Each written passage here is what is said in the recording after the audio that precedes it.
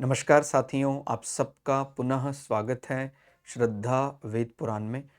तो आज हम लोग डिस्कस करेंगे श्रीमद् भगवद गीता अध्याय 11 श्लोक अर्थ 55। ये भगवद गीता के 11वें अध्याय विराट स्वरूप का आखिरी श्लोक है। और इससे पहले हम लोगों ने अध्याय 1 से 10 तक के सभी श्लोक अर्थ सरल हिंदी भाषा में आप लोगों के लिए रिकॉर्ड कर दिए हैं।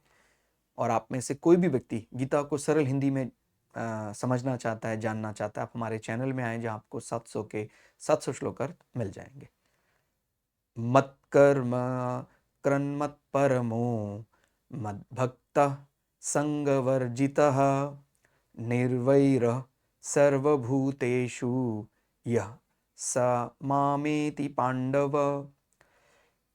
यानी भगवान अब अर्जुन को ये बता रहे हैं कि भाई जो मेरे पारायण हो गए, अब पूरी तरह से कर्म मन वचन बुद्धि वाणी से मुझको उसने सर्वस्व समर्पित कर दिया है। जो भी कर्म करता है वो ईश्वर को समर्पित करके करता है।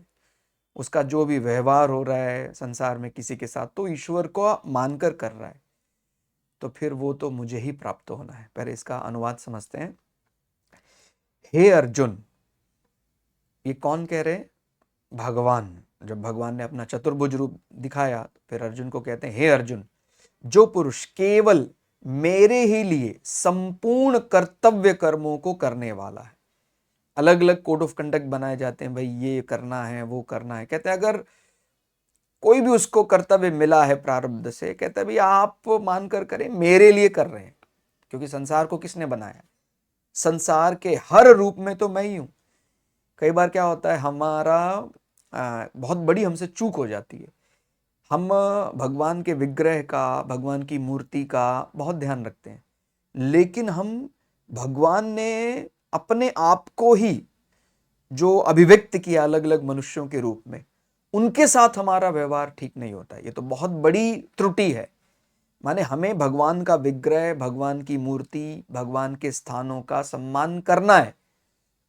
और जब व्यवहार करना है तो ये भी ध्यान रखना है कि वो ठीक है, हम व्यवहार देखकर करते हैं, वो भी हमें शास्त्र मर्यादा अनुसार भगवान ने सिखाया कि भाई जो मेरा बनाया हुआ सृष्टि है, पूरा अखिल ब्रह्मांड मैंने बनाया, लेकिन इसका अर्थ ये नहीं कि वो मेरा स्वरूप है। तो वो शास्त्र ने ही बताया है कि मर्यादा क्या है, कि भाई अगर मेरा कोई तामसिक रूप आता है तो उसके साथ संभल कर वैसे ही बर्ताव करना है।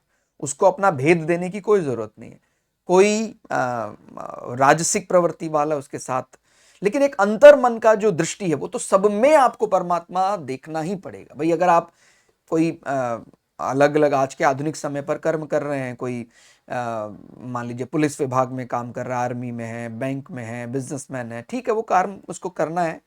देश हित में वो अपना पूरे व्यापार का सदुपयोग कर रहा है, और राष्ट्र हित में जो उसका फौजी का धर्म है, पुलिस का धर्म है, वो निभा रहा है। लेकिन वो कभी भी धर्म निभाते समय उस व्यक्ति के साथ सच में ईर्ष्या या द्वेष ना करने लग जाए।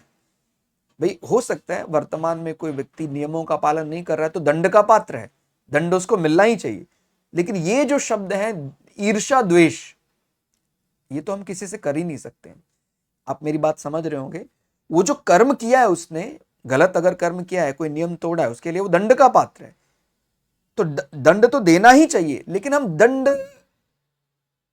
के बजाय मन में उसके प्रति बड़ी घृणा पाल लें, ईर्ष्या पाल लें, द्वेष पाल लें, ये तो ठीक नहीं है।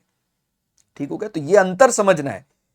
दंड चाहे कोई भी करेगा, माने अगर अधर्म कोई करेगा उसको दंड मिलेगा, लेकिन इसके कारण हम उसके साथ द्वेष करने लग जाएं, घृणा करने लग जाएं, उसके समूह विशेष से घृणा करने लग जाएं, उसके प्रांत विशेष से घृणा करने लग जाएं कि भाई ये तो पूरी की पूरी कम्युनिटी ही खराब होती है, ये तो पूरा के पूरे प्रांत के लोग ही खराब होते हैं, ये तो पूरे के पूरे राष्ट्र के लोग ही खराब होते हैं। ये सही तरीका नहीं है। और आपने कई बार हमारे, इसीलिए बोलते हैं प्रमाण, हमारा ग्रंथों में प्रमाण मिलते हैं, उपनिषदों में ऐसी कई कथाएं हम पढ़ते हैं जहां पर ऐसा व्यक्ति अपने से ही निर्माण कर लेता है कि भाई शायद ये इस विषय को ज्यादा प्रधानता देते होंगे, लेकिन जब उसने देखा कि भाई ज्ञानी तो आपको कहीं भी, किसी भी प्रांत में, किसी भी वर्ण में, किसी भी समाज में कहीं भी मिल सकते हैं, ठीक हो गया। तो ये ध्यान रखना है, जो पुरुष केवल मेरे लिए ही संपूर्ण कर्तव्य करने वाला है। पढ़ने में बहुत सरल सा लगता है कि भाई ठीक है मैं सबके लिए कर रहा हूं, उसका अर्थ क्या है। अब विराट स्वरूप भगवान ने दिखा दिया, तो उसको प्रकृति के हर रूप में अब जो भी विराटता है उसको भगवान दिखाई देना चाहिए। 11वां अर्थ संपूर्ण होने का यह अर्थ होता है। अब विराट स्वरूप पूरा हो गया, लेकिन अभी भी मैं जो भी प्रकृति का बड़ा रूप है उसमें परमात्मा को महसूस नहीं कर पा रहा हूं। इसका माने मैंने भगवत गीता के 11वें अध्याय का सही अर्थ नहीं जाना, उसको धारण नहीं किया है मैंने, ठीक हो गया। तो मेरे परायण है, परायण का मतलब भाई अब आप पूरी तरह, जैसे मैंने बताया, कर्म मन वचन वाणी से पूरी तरह मुझको ही आश्रित, मेरे परायण, मेरा भक्त है, आसक्ति रहित है। आसक्ति से तो कार्य करना ही नहीं है। बार बार ये माने 11वें अध्याय में ही नहीं, गीता के हर अध्याय में प्रत्यक्ष अप्रत्यक्ष आपको ये शब्द तो कहीं ना कहीं मिल ही जाएगा। आसक्ति का त्याग करना है, ठीक हो गया। कि भाई देखिए कर्म का जो फल है वो तो मिलना ही है, अच्छा कर्म भी बुरा कर्म भी। लेकिन मैंने कोई अनुशासित कर्म कर दिया और मैं उतावला हो गया कि भाई अब तो अच्छा कर्म कर दिया, आप शास्त्रों के अनुसार जो बताया था वो मैंने कर दिया, यज्ञ कर्म कर दिया, फल मिलना चाहिए, क्यों नहीं मिल रहा है। ये उतावलापन नहीं कर सकते हैं। आपका कर्म पर अधिकार है, आप मिलेगा, जरूर मिलेगा, लेकिन आप ये तय नहीं कर सकते कि अभी 2 घंटे के अंदर या 2 दिन के भीतर, ऐसा नहीं कर सकते हम। फल प्रकृति के अधीन है, परमात्मा के अधीन है, उसी हिसाब से कार्य करेगा, ठीक हो गया। तो आसक्ति रहित और संपूर्ण भूत प्राणियों में वैर भाव से रहित, बहुत बड़ी बात गीता के 11वें अध्याय के अंतिम श्लोक में आई है। जितने भी इस चराचर जगत में जो भी जीव हैं, भूत प्राणी यानी जो भी सजीव निर्जीव अति सूक्ष्म जीव, वैर भाव से रहित होकर, भाई हो सकता है कभी कभी हम किसी जीव के प्रति कोई ऐसा आपद धर्म आ जाता है, कोई जीव के प्रति हमें थोड़ा सा ज्यादा कठोर होना पड़ता है, या कोई जैसे सूक्ष्म जीव की मैं बात बता रहा था कि भाई ये पूरा सूक्ष्म जीव खत्म करे, ये तो हमारे बड़े रोग पैदा करने लगे हैं। आप समझते हैं सूक्ष्म जीवों में जीवाणु विषाणु माने हमारे लिए यूजफुल और हार्मफुल दोनों होते हैं। कई बार यूजफुल को भी हमें परिस्थिति अनुसार कई बार कम करना पड़ता है, नष्ट करना पड़ता है, लेकिन कोई वैर दृष्टि से नहीं, ये सभी के लिए। भाई कई बार ऐसा भी हो जाता है कि कोई खरपतवार है, वो है तो मिट्टी में पैदा हुआ एक पौधा ही, देखा जाए तो सब में वो है, लेकिन हम सब में वही ब्रह्म का स्वरूप रखे कि भाई हमें दोष प्रभु ना देना, इतने जीव हैं, इनके आहार की व्यवस्था करनी है, इसीलिए हम खरपतवार को यहाँ नष्ट कर रहे हैं। यानी वो हमारे लिए अभी अनावश्यक पौधा है, और वो हमने क्योंकि कृषि धर्म अपनाया है, और उससे जो भी अनाज होगा वो उससे लाखों करोड़ों लोगों का जीवन चलेगा, अन्न की व्यवस्था होगी, अर्थ की व्यवस्था होगी। तो इसलिए प्रभु आप मुझे कोई दोषी ना माने। तो माने इस प्रकार जब हम कोई किसी कर्म में लगते हैं तो ऐसा कई बार दूसरे को लग सकता है कि भाई इसने तो कोई जीव है, सजीव या कोई प्रकृति का निर्जीव रूप है, उसके साथ कोई अवहेलना की है उसकी। लेकिन अगर हमारा जो वास्तविक जो ध्येय है वो बड़े समाज को उसका लाभ देना, जैसे मैंने अभी उदाहरण देकर बताया कि खरपतवार जो हम मान रहे हैं वो भी एक प्रकार का तो पौधा ही है वो, लेकिन हम उसके प्रति कोई घृणा द्वेष भावना रखते ऐसा नहीं कर रहे। हम तो ज्यादा समर्पित होने के लिए कि भाई भगवान ने जो सबसे इस धरा पर सबसे महत्वपूर्ण जीव जो बनाया है वो तो मनुष्य है, इसमें तो कोई विवाद रह नहीं जाता है। अगर किसी की बुद्धि इस को नहीं ग्रहण कर रही है तो फिर उसको दोबारा से शास्त्र को वो सहारा ले समझ में आ जाएगा। यानी मनुष्य के लिए ही सारे नियम धर्म बताए गए हैं। भाई मनुष्य को ये व्यवहार ऐसा पशुओं के साथ करना है, मनुष्य को ऐसा करना चाहिए, ऐसा ऐसा कर्तव्य बताए गए। तो जब मनुष्य के ही प्राण रक्षा पर बात आ जाए कि भाई आपद धर्म है मनुष्य की अगर प्राण बचाने हैं तो अगर कभी आपको चुनना हो, तो ये मैं नहीं कह रहा हूं, ये तो शास्त्र प्रमाण है कि भाई अगर 4 मनुष्यों की रक्षा की जा रही है और उसके एवज में कोई ऐसा जीव कॉम्प्रोमाइज करना पड़ रहा है, तो हम मनुष्यों को ही बचाएंगे। ठीक हो गया। तो ये तो बिल्कुल इसमें तो, लेकिन हाँ, इसमें कोई फिर ये इस माने इस तर्क को गलत तरीके से कोई ले ले कि भाई उसमें तो ये बात रखी है कि भाई जितना जीवों को मारना है मारो, ऐसा नहीं है। मैंने जैसे बताया ना, आपद धर्म में जब जीवों माने मनुष्य जीव पर कोई बड़ा संकट आ पड़े, उनकी रक्षा के लिए, उनकी प्राण रक्षा के लिए अगर कोई दूसरे पशुओं को कॉम्प्रोमाइज भी करना पड़े, हम पहले किसको बचाएंगे? मनुष्यों को ही बचाएंगे। ये तो आज के माने हमारे शास्त्रों के अलावा आज के जो आधुनिक संवैधानिक दृष्टि है, उसमें भी यही बात समझ में आती है कि हम मनुष्यों की रक्षा के लिए कई बार विशेष परिस्थितियों में, कई बार आपने सुना होगा कुछ जीवों ने मनुष्यों पर आघात, उनका प्राण लेने का प्रयास किया, प्राण ले लिए, ऐसा हो गया, आदमखोर हो गए कुछ। तो हम मानते हैं उनके अंदर भी वही ब्रह्म है। उसके बाद भी ये कौन तय करेगा? ये मैं तय करूंगा क्या? बाय द बुक जाना पड़ेगा ना। ये बार बार लोग कहते हैं कि अरे ऐसा थोड़ी होता है, तो ये भावावेश में आके हम नहीं बह सकते। ये तो सही या गलत का निर्णय हम अपने गुरुओं को, शास्त्रों को ही छोड़ते हैं। तो मनुष्य पर अगर कोई बहुत बड़ी आपदा आती है, मनुष्य की पूरी जनरेशन संकट में आ जाती, तो पहले मनुष्य को उसकी रक्षा की जाएगी। यही मैं बोल रहा हूं। इसका कोई अर्थ का अनर्थ भी कर देता है कि देखो आप क्या बात कर रहे हैं कि मनुष्य के लिए जीव को मारा जा सकता है। बार बार यही बात समझनी है गंभीरता से।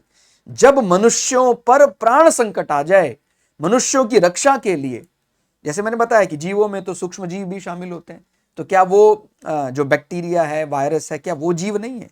निश्चित रूप से उसमें भी हम उसको भी आप समझते हैं कि बैक्टीरिया को भी लिविंग माना जाता है, और वायरस के अंदर भी लिविंग और नॉन लिविंग दोनों प्रॉपर्टीज होती है, तो वो तो करते ही हैं हम। ठीक हो गया। ऐसे ही कोई बड़ा आंखों से जो दिखने वाला जीव है, उसको भी अगर कभी ऐसा आपद धर्म हो, तो मनुष्य की रक्षा पहले की जाएगी, मनुष्यों को बचाना, क्योंकि वो भगवान की सर्वश्रेष्ठ कृति मानी जा सकती है इस धरा की। अब कल्पना करके देखिए एक बारी कि भाई हमने इस रूल को अगर वॉयलेट कर दिया कि नहीं नहीं ऐसा नहीं होता है, मनुष्यों को तिलांजलि दे दो, सारे जीवों को बचाओ, तो फिर इस धरा का कोई अर्थ नहीं रह जाता है।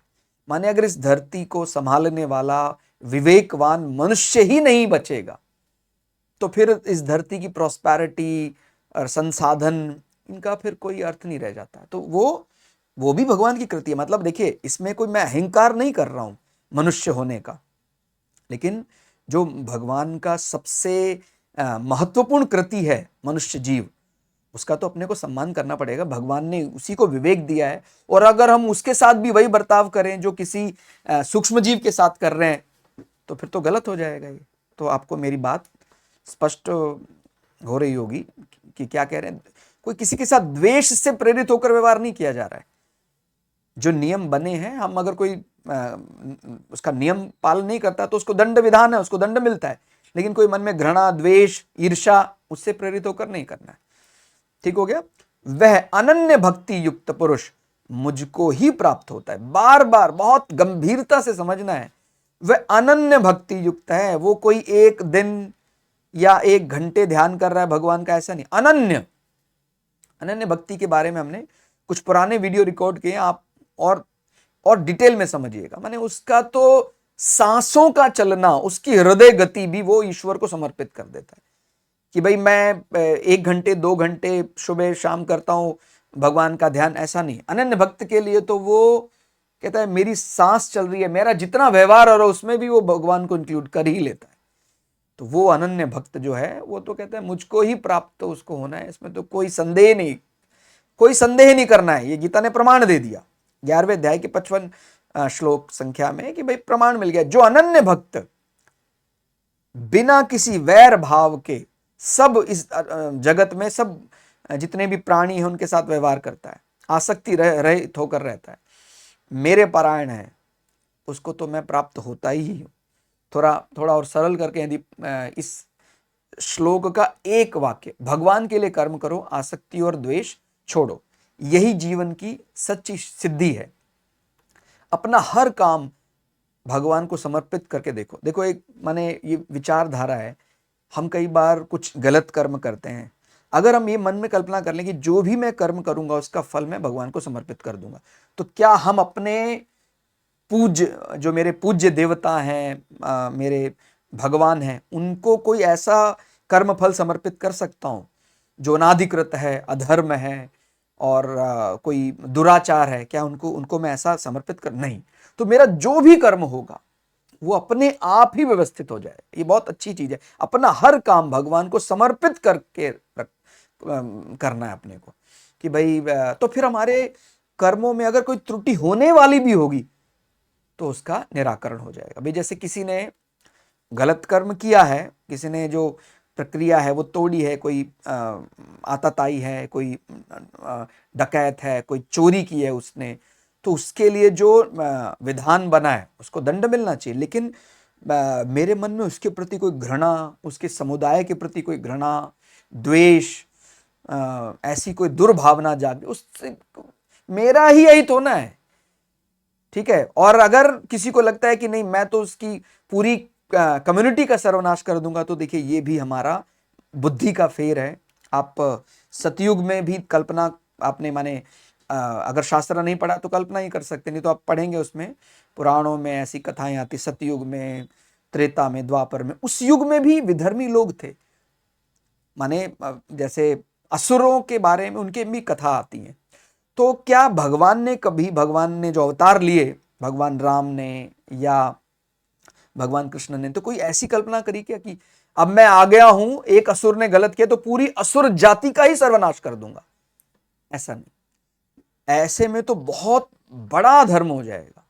अगर आप ऐसा विचार करने लग जाएं कि भाई जैसे वर्तमान में भी कि भाई कोई ऐसी कम्युनिटी है, कोई ऐसा अपने क्षेत्र विशेष के लोग हैं, वो हमको वो अधर्मी लगते हैं, तो पूरी की पूरी कम्युनिटी का ही सर्वनाश कर दें, तो क्या आप अपने आप को शास्त्र मर्यादा अनुसार सही पाएंगे क्या? अगर ऐसा होता तो असुर जाति में रावण थे, भगवान राम ने उनका संहार किया, तो असुर जाति में तो विभीषण भी थे। ऐसे ही असुर जाति में जो बड़ा ही आताताई, हिरण्याकश्यप, हिरण्याक्ष, बहुत ही आताताई थे, लेकिन उन्हीं के हिरण्याकश्यप के पुत्र प्रहलाद भी एक असुर थे। इस हिसाब से तो फिर अगर हमारे अनुसार चलने लग जाएं, हम शास्त्र मर्यादा का पालन ना करें, तो फिर हम तो प्रहलाद के साथ भी वैसे ही व्यवहार करने की बात करेंगे। ठीक हो गया। और इसी प्रकार से भगवान कृष्ण के समय पर भी अगर हम बात करें, वो जो हम जब बात करते हैं हिडिंबा, तो हिडिंबा को बड़े आदर के साथ गीता में, या माने गीता जिसका हिस्सा है महाभारत का, बड़े आदर के साथ ये बात आती है कि भाई जो भी विचार जय संहिता में आया कुछ ऐसा कि भाई उनका राक्षस थे एक हिडिंब, उनकी बहन थी हिडिंबा, उसके बाद उनके उनके मन में उनके प्रति कि नहीं मैं इनका ऐसा कुछ अहित नहीं करना चाहती हूँ। और बाद में उनको जो पुत्र हुए हिडिंबा को, घटोत्कच जो भीम के पुत्र थे, बड़े तपस्वी, उनकी माँ ने बहुत माने एकदम रास्ता ही बदल लिया। फिर जो हिडिंब ने रास्ता चुना था कि भाई हमें समाज में उसको समाज को प्रताड़ित करना है, समाज को डराना है, और हिडिंबा ने तो एकदम माँ दुर्गा की एकदम तपस्विनी बन गई, और फिर उनको घटोत्कच जैसे वीर पुत्र हुए। तो अगर मन में ऐसा कोई पूर्वाग्रह से ग्रसित हो जाए कि नहीं राक्षस जाति तो संपूर्ण खराबी होती है, मैं उनका विनाश कर दूंगा, तो ऐसा तो नहीं कि मेरी बुद्धि में कुछ कमी आ गई है, ऐसा कोई संकल्प हम नहीं कर सकते। तो आपको ये बात काफी हद तक समझ में आई होगी। अपना हर काम भगवान को समर्पित करेंगे तो हमारे काम में अगर त्रुटि होने वाली तो वो भी ठीक हो जाएगी। जीवन में सबसे ऊपर भगवान को स्थान देना है। जब भी भाई मेरा जैसे आजकल चलता है बात भी, मैं छोटा बच्चा है मेरा, वो पढ़ाई कर रहा है तो क्यों, कहता जी उसको बढ़िया स्टेटस मिलना चाहिए, इसीलिए। बात सही है, लेकिन अंत तो गत्वा आप सब सर्वोपरि भगवान को ही रखें, क्योंकि ये फेजेस तो खत्म होते रहते हैं भाई। अभी बालक अवस्था है, फिर वो प्रौढ़ होगा, फिर युवा होगा, ऐसे ही वृद्धावस्था होगा। तो हाँ, उसका फाइनल डेस्टिनी क्या है? उसका फाइनल डेस्टिनी है उसका, उसको जन्म जन्मांतर के चक्कर से मुक्त होना है। यानी उसका अब जीवन में बार बार उसको क्या यही ट्रैप में आप फंसाने वाले हैं क्या? कहता अगले जन्म में भी वही नौकरी, फिर वही शादी का, फिर उसको ये करना, फिर वही, ये कभी तो इसका मैंने लेवल अपग्रेड करना चाहिए। तो लेवल अपग्रेड का मतलब परमानंद, उसके लेवल कब आप खत्म करेंगे? मैंने कहते हैं ना, अपने संतान को आप क्या आशीर्वाद दें, देना ही तो उसको ऐसा आशीर्वाद दो कि भाई आप अब इतने अपग्रेड हो जाएं कि आपको बार बार ये हर दिन का ये जो कंपटीशन, जीत गया हार गया, हर दिन का ये चीज ना सताए। हम इसका कोई अपमान नहीं कर रहे हैं। ये जीवन में जब तक हम इन चीजों के साथ जूझेंगे नहीं, तब तक हम बलि कैसे बनेंगे? लेकिन आपने ये काम 50 साल किया, 60 साल किया, 100 साल किया, क्या अगले जन्म में भी यही करते रहेंगे? नहीं, इसका मतलब तो कुछ त्रुटि हुई है हमसे। देखिए, ये मेरी बात समझनी है। किसी वीर बलवान योद्धा ने अच्छे से क्षत्रिय धर्म का पालन किया, सब अनुशासन उसने सीखा, सुबह जल्दी उठना और खान पान का नियंत्रण करना। क्यों? वो क्यों कर रहा है ऐसा? ताकि वो जहां है उससे अपने आप को अपग्रेड कर सके। अगर वो जन्म जन्मांतर वही का वही रहे तो उसके इस नियम का कोई लाभ ही नहीं। और अपग्रेड होना हमारे लिए क्या है? हमारी शब्दावली के अनुसार अपग्रेड होना यानी जिसके ऊपर अब और लेवल नहीं है। परमानंद, परम सुख, मोक्ष, मुक्ति, उसके बाद आपको कुछ ऊपर होने के लिए, अपग्रेड होने के लिए लेवल ही नहीं।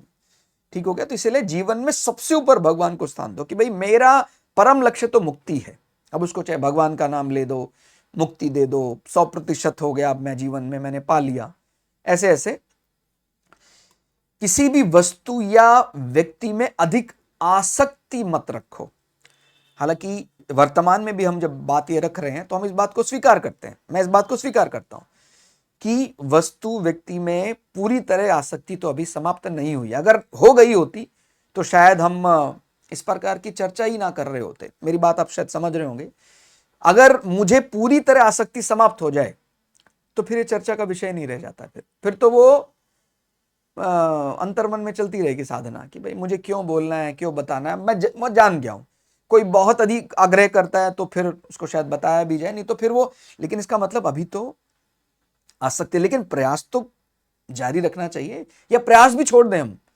तो ये बात ध्यान रखनी है कि किसी भी वस्तु व्यक्ति से वर्तमान में अगर थोड़ी आसक्ति है भी, तब भी प्रयास यही करना है कि मुझे भविष्य में उस आसक्ति को समाप्त कर देना है, शून्य कर देना है। किसी से भी वैर या घृणा मत रखो। इसमें भी फिर वही बात समझ में आती है कि वर्तमान में अगर हम एग्जिस्ट कर रहे हैं, सदोष संसार, दोष तो है ही, देखिए कुछ ना कुछ त्रुटि है तभी हम अभी तक संसार में एग्जिस्ट कर रहे हैं। कोई कहता नहीं नहीं सर वो महात्मा लोग हैं, कोई महापुरुष हैं, ठीक बात है, उनका जब तक कुछ शेष है तभी तक संसार में रहना है।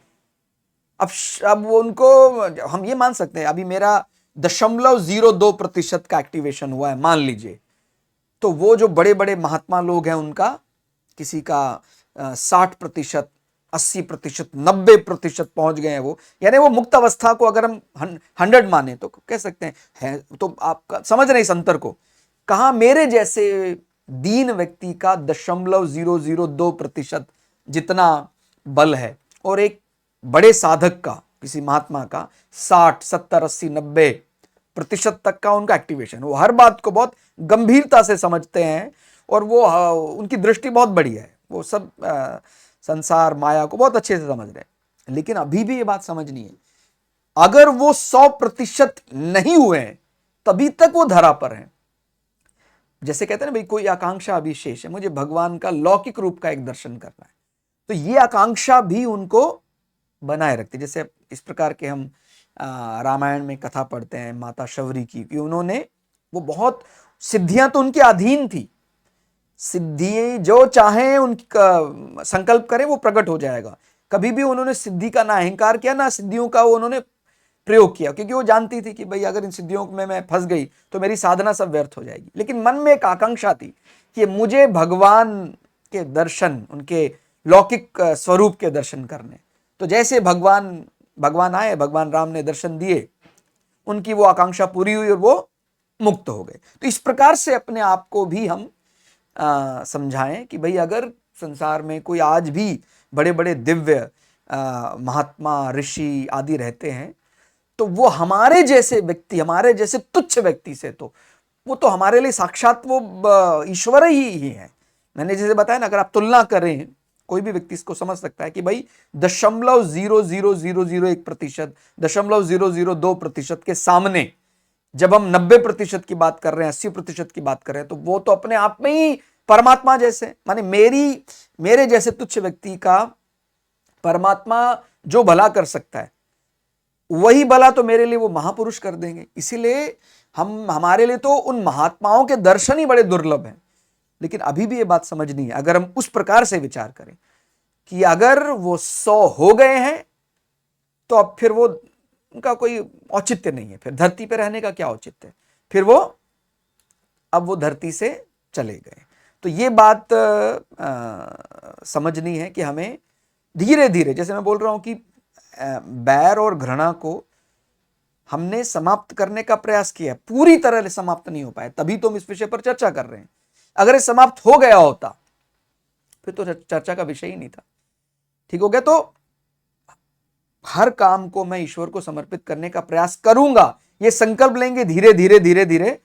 जैसे मैंने बताया 0.2 से फिर 2, 20, 30, 40, 50 हो सकता है, 80, 90 या 100 भी हो जाए। फिर समर्पण 100% जैसे हुआ, फिर इस संसार में रहने का फिर क्या औचित्य है? फिर तो हमने पा लिया ना 100, यानी आइडियल, आदर्श स्थिति।